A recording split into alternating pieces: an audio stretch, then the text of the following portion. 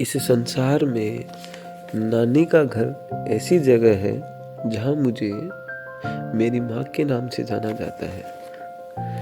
नानी रही ना अब, वहाँ फिर भी नानी का घर कहलाता है। मुझे नानी का घर बड़ा याद आता है, जहाँ रात को देर से नींद और सुबह जल्दी होश आता है।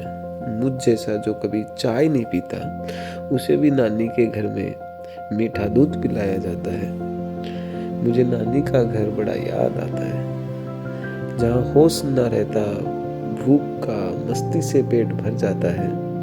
मगर बात हो जब उस तड़के वाली छाछ की, तो सबके हाथ में गिलास नजर आता है। मुझे नानी का घर बड़ा याद आता है। अरसा हो गया उस कूलर की हवा खाए, जिसके आगे सोने को लड़ा जाता है। अरसा हो गया उस कूलर की हवा खाए, जिसके आगे सोने को लड़ा जाता है। मासी को मालूम था मुझे डर लगता था, तभी भूत के किस्से से डराया जाता था।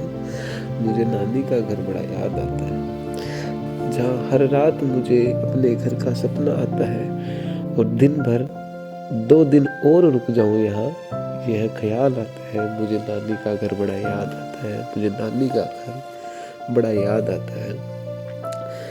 गर्मियों की छुट्टियों का इंतजार पूरे साल से रहता है। जैसे ही गर्मियों की दोपहर में घंटी बजती उस मटके वाली कुल्फी की, तो सब भाई बहनों के हाथ में कुल्फी नजर आती थी। मुझे नानी का घर बड़ा याद आता है। नानी जी के जाने के बाद ये सब जिम्मेदारियां अब हमारी मामी जी, मामा जी ने संभाली है। नानी जी, नाना जी का प्यार हमें बहुत याद आता है। जब भी नाना जी का फोन आता है, ऊंचे स्वर में बस एक ही बात बोली जाती है कि कैसा है और कब मिलने आ रहा है। बस यही बात, बस इसी बात को लेकर मुझे नानी का घर बड़ा याद आता है। मुझे नानी का घर बड़ा याद आता है। मुझे